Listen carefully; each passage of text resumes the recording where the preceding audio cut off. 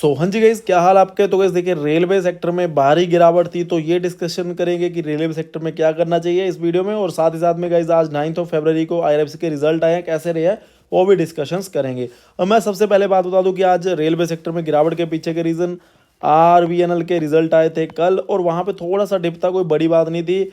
और फिर लोगों ने ना, जिन्होंने नीचे खरीदा तो उन्होंने बेचना स्टार्ट कर दिया। तो एक टाइम के लिए आरवीएनएल 9 to 10% नीचे था।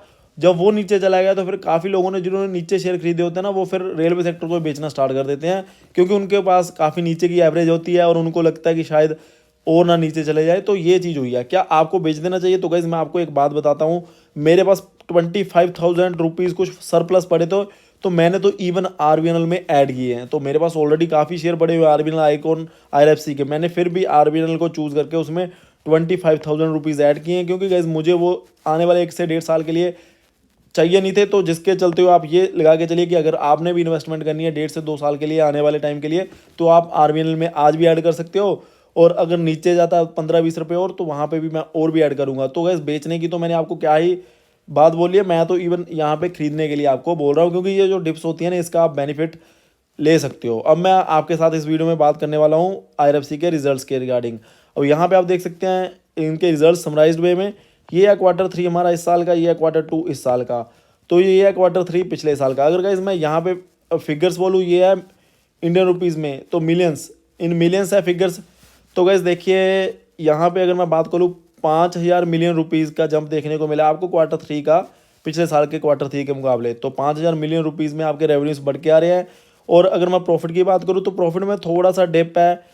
गैस देखिए, मैं आप बात बता दूं आपको, अगर एक कंपनी ना रेवेन्यूज ज़्यादा जनरेट कर रही है ना, वो मेन चीज़ होती है। उसके पीछे का रीज़न ये है कि आपकी सेल बढ़ रही है। तो सेल बढ़ रही है तो आप ऑटोमेटिकली बिजनेस बढ़ा ही रहे हो ना। जो प्रॉफिट में थोड़ा सा डिप आया ना, इसके पीछे का रीज़न है इनकी फाइनेंस कॉस्ट बढ़ गई है, कोई बड़ी बात नहीं है।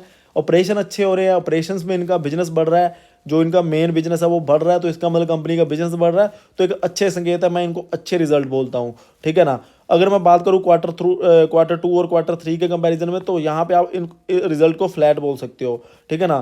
तो अच्छी परफॉर्मेंस है यहाँ पे। अगर आपने डिटेल में ये चीज़ें देखनी है कि कौन सी कॉस्ट बढ़ी है या फिर कैसे है, क्या चीज़ें हैं, तो आप यहाँ पे देख सकते हैं इंटरेस्ट इनकम। तो यहाँ पे टोटल इनकम यहाँ पे आप देख सकते हैं Q3 पिछले साल के मुकाबले काफ़ी 5,000 मिलियन रुपीज़ का जंप देखने को मिला है।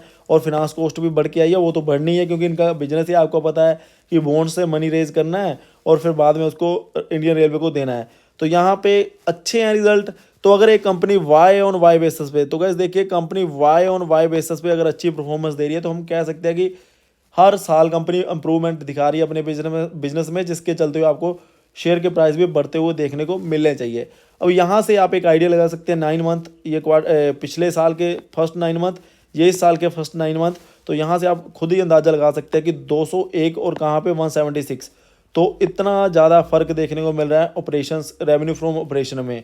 तो गाइस देखिए, कंपनी अच्छे ट्रैक पे चल रही है। पिछले साल के मुकाबले इस साल के जो ओवरऑल रिजल्ट आएंगे, वो भी आपको काफ़ी इंप्रूव्ड देखने को मिलेंगे, ठीक है ना। तो आप यहाँ पे मैं कह सकता हूँ कि जो आईआरएफसी के रिजल्ट है अच्छे ही आए हैं, कोई बुरे नहीं आए हैं, ठीक है ना। और इसमें आप, अगर आपको ऐड करना है, देखिए डिप देखने को मिला है आज भी, 4 से 5% नीचे था शेयर।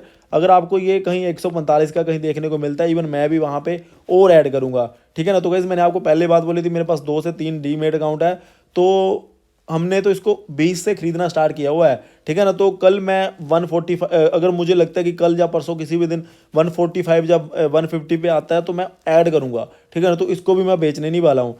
तो जो मेरे पास सरप्लस पैसा रहेगा, मेरे को तो इन्वेस्ट ही करना है। अगर आपके पास कोई सरप्लस पैसा है, तो आपको आईआरएफसी आरबीएनएल इन शेयर्स में ऐड ही करना चाहिए। जो ये मौके होते हैं ना डिप वाले, यहाँ पे आपको ऐड करना होता है, क्योंकि जो नियर फ्यूचर है, मैंने आपको फिर से बात बोलने वाला हूँ कि मुझे ये लगता है कि आने वाले 1.5 से 2 साल में ये शेयर काफ़ी ऊपर होंगे, यहाँ से डबल ट्रिपल भी हो सकते हैं, ठीक है ना। तो खासकर आप आरबीएनएल में देख सकते हैं, हो सकता है 4-6 महीने में आपको फिर से 300 के लेवल दिखा दे, तो आपको एक जो छोटी सी रैली आएगी, उसमें आपको एक बेनिफिट हो जाएगा, अगर आप डिप्स के ऊपर इन शेयर्स को खरीद लोगे।